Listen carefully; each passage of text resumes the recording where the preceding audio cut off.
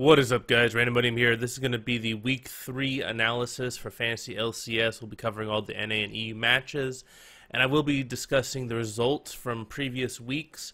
So if you don't want those results spoiled, this is your spoiler warning.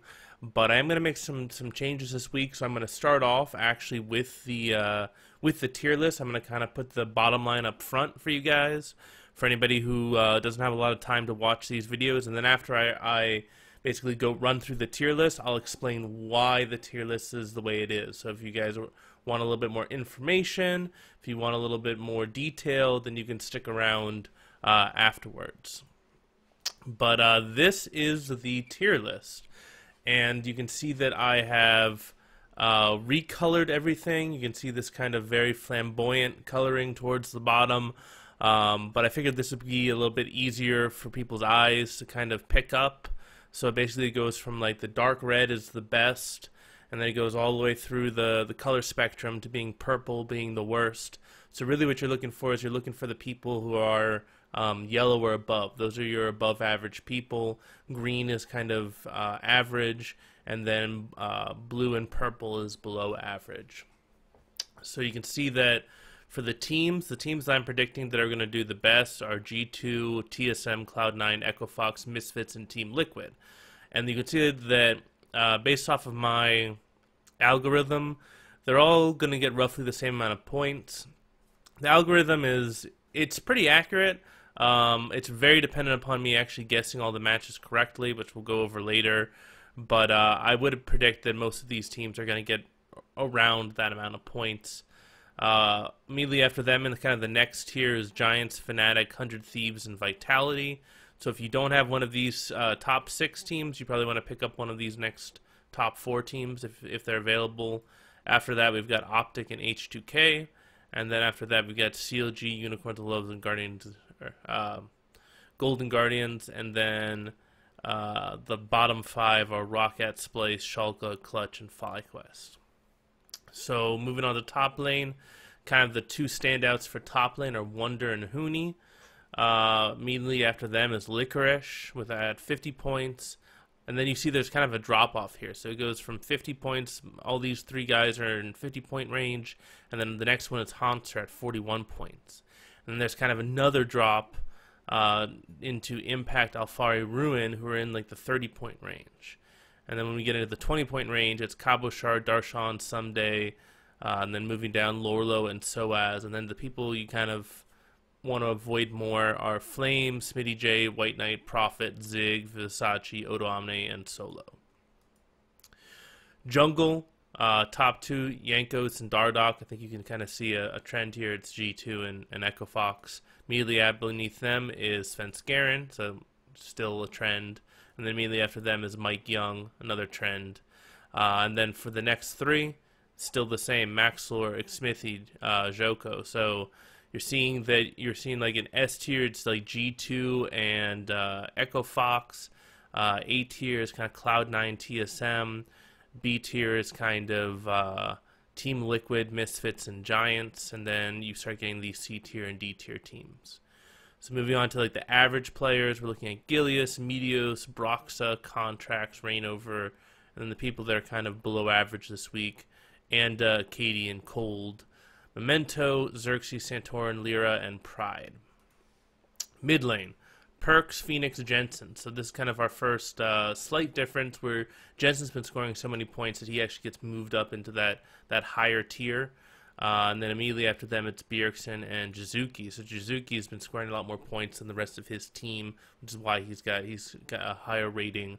And then moving into kind of more of the average people, it's kind of interesting. There aren't any people who are in the yellow region for mid lane. It goes immediately from people who are getting 45 points to people who are getting like 36 points. So that's a pretty sharp drop off. So Pobelter, Betsy, Senkux, then Hui, Caps, High, Power Wheel, Ryu, and then kind of the lower people, Febin, Fly, Blanc, Niski, Cadril, Nuke Duck, Exile. I was kind of surprised that Febin was so low after that amazing performance, but Clutch has a little bit of a harder week this week, so that's why he's so low right now. Bot lane, Ultek, Hajarnan, so back to the G2 Echo Fox, top 2. Then we got Sven, Hansama, and Sneaky, Double Lift, and Steelback. And then continuing down, Minotropax, Cody Sun, kind of in that that average range. And then Reckles, Deathly, Arrow, Cobby. Cobby is actually doing really well on points, but this is not a very good week for Splice. And then you got Stixay, Sheriff, Samex, and Wild Turtle. And then at the bottom, we got Hiku, Upset, and Apollo. And then for support, Adrian and Smoothie are obviously on top. Adrian's been doing really good. Wadid and Mickey, he's been doing really good, been getting a lot of points, above average there. Then we get into Ollie, Mithy, and Tagamas. And then looking at, looks like we have a pretty sharp drop-off. So these actually have a pretty sharp drop-off. So we have go from 42 points with Mickey to 34 points with Ollie. And then we have another sharp drop-off between Tagamas at 29 points and Biofrost at 20. So then in kind of our average range, we've got Biofrost, Afromove, Matt, Jack Troll, Hillsang. And then below average, we've got Stunt, Kasing, Totoro, Noskaran, Hakuo, Spraddle, Lemonation, and Vander. We don't have anybody who's like really, really bad on the supports. We're seeing, not as bad as far as the supports are concerned. So a little bit of a tighter grouping. So that's kind of the tier list. If that's all you care about, then you can kind of stop watching this video. But I'm going to go into breaking down why these people are in the order that they are, kind of go behind the science behind it. And also this will really help you, because if you disagree with who I think is going to win the matchups, I'm going to show you guys how you can predict who's going to get what points. I'm not going to give you the exact formulas that I have, because that's kind of proprietary, and I like to keep that a little bit secret and have a little bit of secret sauce there. But I will show you guys how the point values change depending on which teams win and which teams lose. So if we look back at the actual matches, so I've got Cloud9 Echo Fox. That's the first match in NA. I'm predicting that Echo Fox is going to win pretty solidly. Cloud9 versus Optic. I'm predicting Cloud9 will win. Clutch versus 100 Thieves. I think this is going to be a close match, but I'm predicting 100 Thieves will win. FlyQuest for Team Liquid. I think Team Liquid will win. TSM versus Golden Guardians. TSM will win. Echo Fox versus Optic. Echo Fox will win. TSM versus 100 Thieves. I think 100 Thieves probably some people will consider them to be the favorite. I'm predicting TSM will win, but I think it's going to be a very close match. Then we got Guardians versus Team Liquid. I'm picking Team Liquid. Clutch versus Cloud9. I'm picking Cloud9. And then CLG versus FlyQuest. I'm picking CLG. Then moving down to the EU games, Unicorns of Love versus H2K. This is going to be a really close one. I think H2K is looking slightly better, so I have them as the favorite and who I predict to win. Giants versus Roccat. This is a huge game. You would not have thought that this was going to be a huge game, but this is a huge game. This is probably like the biggest game of the entire week, is Giants versus Roccat, because this is really going to determine who is really going to be in that top 4 spot, whether it's going to be Giants or Roccat. I was a little bit more impressed with Giants, with the way they performed. I looked at all the matches that they played. I looked at the scoreboards, the match histories for all the matches, and Giants looked like they were slightly better. That said, I don't think that this is in the bag for Giants at all. I think this is going to be really hard. Roccat has actually been really good. I think it's going to be a really close match. I give Giants the slight edge, though. Next up, Schalke versus Vitality. I think Vitality is going to win that one. G2 versus Splice. I think people will probably say that Splice is the favorite, just because G2 has been playing so bad. I'm going to predict an upset and say G2 wins, but I think it'll be a close match. Fnatic versus Misfits. I think that Misfits is the favorite, and they are going to win. Unicorns versus Vitality. I think Vitality is going to stomp them. Schalke versus Giants. I think that that's going to be another really close match. This is actually a really important week for Giants. They've got 2 really close matches. I'm slightly favoring them in both of them. So if Giants comes out with a 2-0 victory this week, this will really set them up to be a top 4 team. That said, if they stumble, if they choke under the pressure this week, then they'll probably drop to about like a top 6 team. So I have to give them the slight advantage in that matchup as well. Roccat versus Fnatic. I think Rocket's probably the favorite. I am predicting an upset and that Fnatic will win that one. H2K versus G2. I think G2 is the favorite, and I am predicting them to win. And the Misfits versus Splice. Misfits is the favorite, and I'm predicting Misfits to win. So the way this works is I look at the competitiveness. Basically, the lower the number, the closer the match. So like if it's a 4, that means that I think it's going to be a stomp. You know, I think that Echo Fox will stomp CLG. And if it's a close match, like for example the Giants versus Rocket game, it's down at a 1. And then what I look is I basically add up the numbers, and if I think that the team is going to lose for that match, it's a negative. So for example, Fnatic, their first match, I think that they're going to lose, where it's right here, to Misfits. So it's a -1, which allows me to get kind of what their risk factor is. So this over here is how much risk the teams have this week. So you can see like Echo Fox and Vitality, those are like your lowest risk teams this week, kind of your highest chance of getting points. Immediately after them is Team Liquid, and then after them is Cloud9, TSM, G2. And then you start getting into the little bit more riskier teams. Misfits is a little bit riskier. Then Giants is really risky. Fnatic is really risky. 100 Thieves is really risky. And then anybody who's in like the blue or the purple, I would just avoid this week. So it's really about like what's your risk tolerance. Obviously, you want to have the teams that are kind of in the red and the orange. But for example, like in a couple of my fantasy leagues, I'm picking up Giants players because I don't have anybody that will really fit the spot. So I have to kind of take that risk and go for those Giants players. Or you can do the same thing with 100 Thieves or Fnatic. Those are kind of your more high-risk teams this week, but could potentially be some of your highest point scorers this week. So that's kind of how it breaks down. And then basically what happens is that this feeds into the tier list based off of how many games the team is going to win. So teams that obviously are going to win, that I'm predicting are going to win 2 games, are going to get more points than teams that win 1 game or 0 games. There is, however, a factor that goes into this. So what I would basically do is, this is kind of going to some of the background stuff that I've got. So I track the points that every team and every player gets per week, and then I calculate what their average is overall. And then I look at how many points they should have got based on whether or not they won 0 games, 1 game, or 2 games that week. And I can basically calculate whether, 100% would mean that they're getting exactly the amount of points that they should based on how many games they won.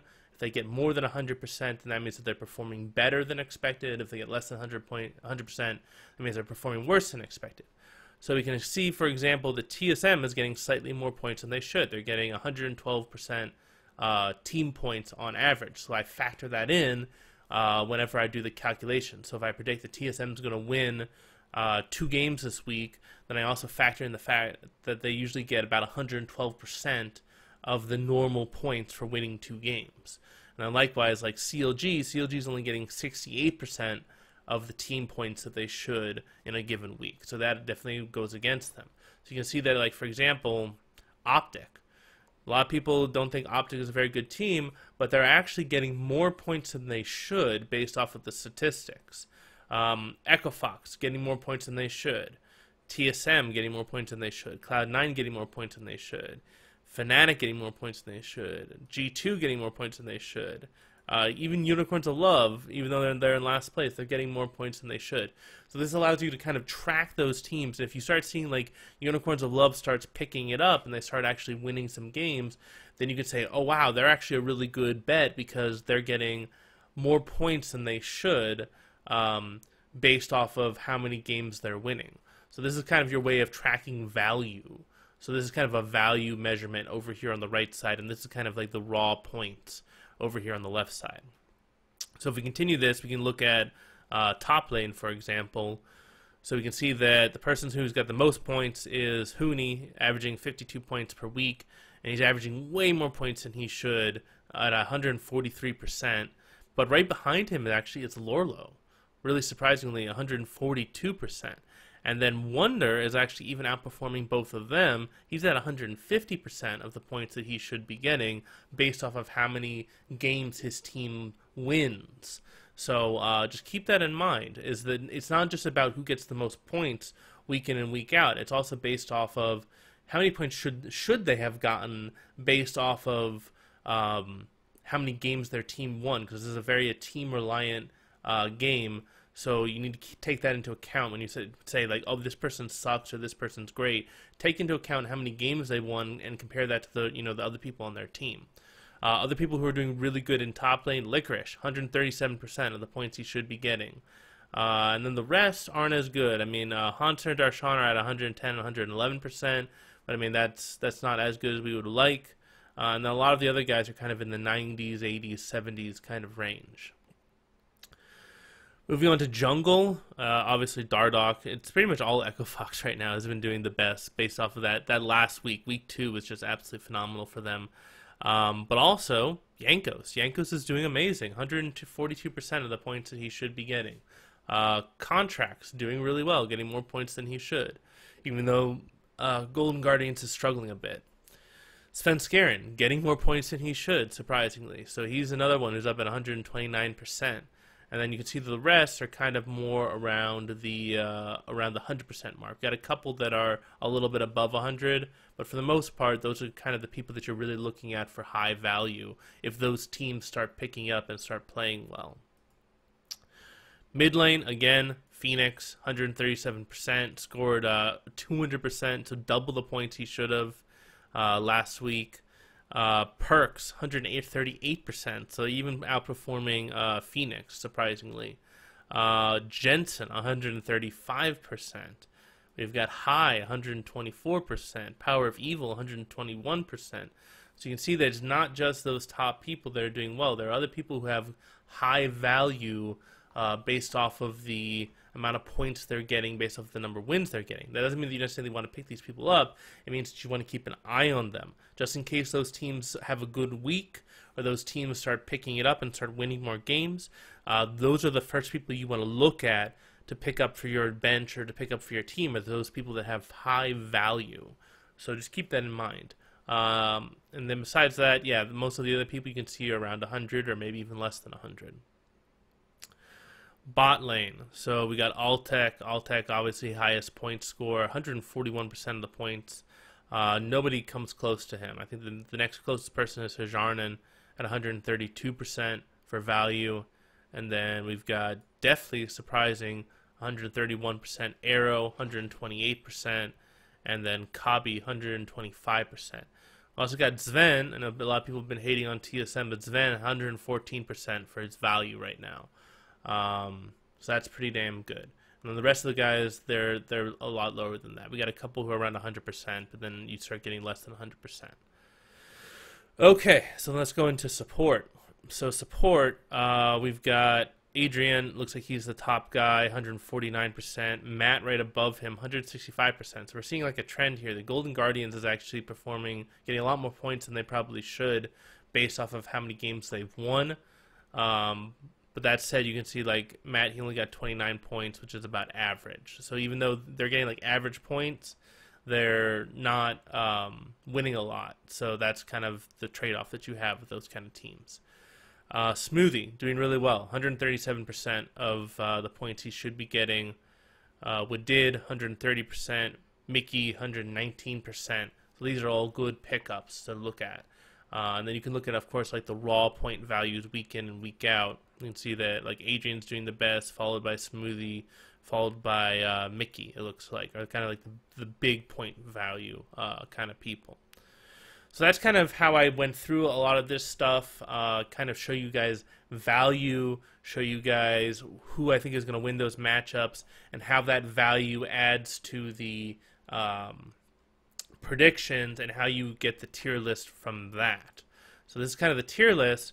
I also want to go over different possible outcomes. Like, let's say you disagree with me. Let's say that, for example, you think that Clutch is going to beat 100 Thieves. Let's take that as an example. So what we can do is we can go to this. So this tab has everybody on the team organized by team. So this is the TSM line. This is the CLG line. This is the Cloud9 line. So we go down to 100 Thieves, and we see the 100 Thieves across the board is either yellow or green. So if we take them down to 0 wins, saying they lose to Clutch, they turn blue. So that makes them less valuable, and you probably don't want to start them if you think that Clutch is going to beat 100 Thieves. And then if we look at, for example, Clutch, if we give them 1 win, we can see, oh, they go green, but still there's a couple people who are blue. So even if Clutch upsets 100 Thieves, they still not might be a good pickup based off of that. So you can kind of gauge whether or not you actually want to start these people. So we'll run through a couple other kind of common, you know, kind of like the close matches. And then if there's any other matches that you want to know, like how does that change the point values, I can kind of show you guys that. I can definitely answer your guys' questions. So let's look at, for example, TSM versus 100 Thieves. So if we say that TSM is going to lose, right now they're mainly orange and yellow. So if we say they lose, now they go down to yellow and green. So they're still average. They're still average even if they lose. So not horrible.